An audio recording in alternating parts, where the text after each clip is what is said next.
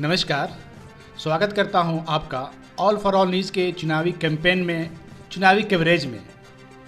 जैसा कि आप जानते हैं कि पूरे झारखंड में पंचायत चुनाव का प्रचार जोर शोर से चल रहा है और इस समय चुनाव प्रचार पूरे पीक पर है। हर प्रत्याशी डोर टू डोर जाके लोगों को समझा रहे हैं, लोगों से निवेदन कर रहे हैं कि वो उनके पक्ष में वोटिंग करें।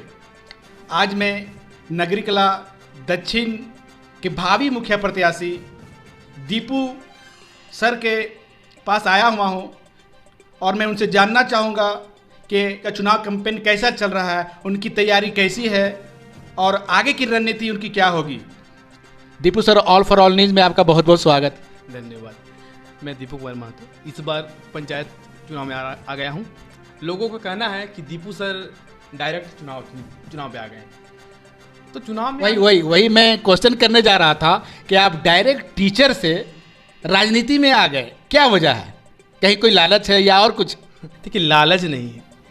समाज को अब वो समय आ गया है कि शिक्षित उम्मीदवार होना चाहिए ताकि वो बात को समझे। एक युवा ही इस बात को समझ सकता है, क्योंकि देखिए ये दौर बदलता जा रहा है। अब शिक्षित लोगों का समय आ गया है। बात समझे? मैं पिछले बार भी ये बात बोला गया हूँ, बार बार इस बात को दोहरा रहा हूँ कि मैं हम लाभ कमाने के लिए नहीं आया हूँ, बस काम करने के लिए आया हूँ। अभी जो वर्तमान मुखिया है, क्या आप उनके काम से संतुष्ट है? देखिए, काम से संतुष्ट तब होता है आदमी जब काम किया जाता है। उनका काम उस वर्ग तक नहीं पहुंचा जिस तरह। देखिए, हम बार बार एक चीज़ बोलते आ रहे हैं और फिर मैं बोलना चाहूँगा कि 10-12 साल आप उस समय थे और अभी भी हैं, तो उसके अनुसार जितना काम हुआ बहुत कम हुआ है। बहुत काफ़ी होना चाहिए था। उनको खुद देखिए, अब खुद आप मेरे पंचायत में घूमिए, जिस तरह का काम होना चाहिए था 10-12 साल से नहीं हुआ है। यानी आप उनके काम से संतुष्ट नहीं हैं? नहीं, बिल्कुल नहीं। अगर संतुष्ट होता तो मैं आता ही नहीं मुखिया पद से। अच्छा, ये बताइए कि इस पंचायत का प्रमुख समस्या क्या है और कौन सा काम नहीं हो पाया है? देखिए, इस मतलब अगर प्रमुख बातें बोल जाए, मुख्य बातें बोले जाए, तो इसमें सबसे पहले तो देखिए पानी का समस्या, उसके बाद बिजली का। यहाँ का 40-60% या 80% आप बोल सकते हैं कि आंगनबाड़ी कहाँ है लोग जानते नहीं हैं। आंगनबाड़ी का नहीं जानते होंगे तो शायद वहाँ पे कुछ काम भी नहीं होता। जब जानते ही नहीं है तो वहाँ पे लोग पहुँचता नहीं होगा। जब लोग पहुँचता नहीं होगा तो उसके आंगनबाड़ी से रिलेटेड जितना भी शिक्षा का हो, बहुत तरीके के अलग अलग आते हैं फंड जिसका यूज नहीं होता होगा, तो बहुत तरीके की बात होती है। अच्छा, आपके पंचायत में पीएम आवास योजना की क्या? देखिए, मेरे पंचायत में जैसा कि मुझे पता है कि अगर आप ये भले ही कोयल बेरिंग एरिया पड़ता है, लेकिन मेरे पंचायत में पीएम आवास हमको नहीं लगता है कि 2-4 ठो, हमको लगता होता ही नहीं है। हमको तो नहीं लगता है, कुछ परसेंट में हुआ होगा, वरना कहीं नहीं है। 0% के आसपास में है। क्या आपके पंचायत में ग्राम सभा का संचालन सुचारू रूप से होता था? देखिए, ग्राम सभा तब चलती है सर जब सभा हो, और सभा हो मतलब कि मीटिंग हो, हर तरह के लोग वहाँ पहुँचे, हर वार्ड से वहाँ पे लोग पहुँचे, लोगों को बात सुना जाए, वो अपने बात रखें कि क्या है क्या नहीं। यहाँ पे लोगों का बात सुना ही नहीं जाता है। एक्चुअली यहाँ पे सभा होती ही नहीं है। या सभा कौन करेगा सर?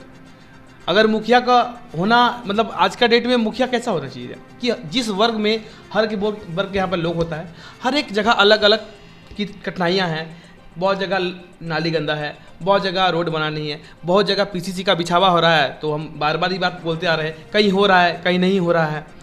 अब पानी की समस्या का यहाँ पर मुख्य समस्या है, वो भी कंप्लीट नहीं हुआ है। तो यही सब बातें रुझी हुई है, इसीलिए मुझे आना पड़ा।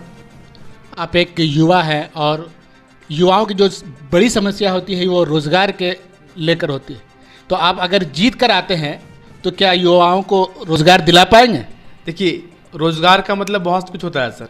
अगर आप कोई अपेक्षा करता है कि मुझसे बीसीसीएल का कोई दिला दे, ये रोज़गार नहीं होता है। रोज़गार मतलब देखिए, महिला बहुत स्वतंत्र होती है।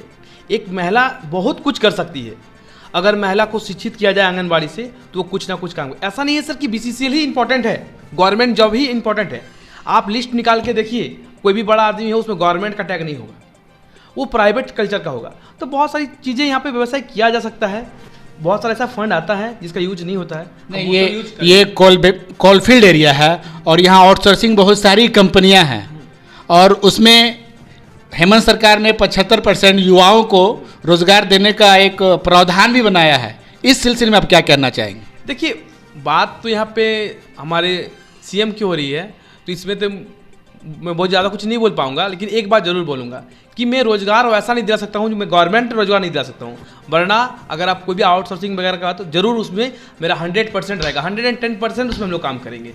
यहाँ के युवा को ये मैं खुल के बोलना चाहता हूँ, बस एक बार चांस दें, बाकी इधर का जितना भी काम हो ये प्राइवेट सेक्टर में हम उसमें सबसे पहले खड़ा होंगे और उस काम करो, भले ही 2-4 का हो। हम एक बार में सबको नहीं लगा सकते, लेकिन कुछ को तो जरूर लगाएंगे और कुछ करते करते बहुत को लगा देंगे, लेकिन एक साथ नहीं। ये इम्पॉसिबल है, ये मैं झूठा वादा नहीं कर सकता हूँ। और जनता प्लीज़ मुझे सपोर्ट कीजिए, मैं झूठा वादा नहीं कर सकता हूँ, लेकिन लगाऊंगा जरूर। क्यों लोग आपको वोट देंगे?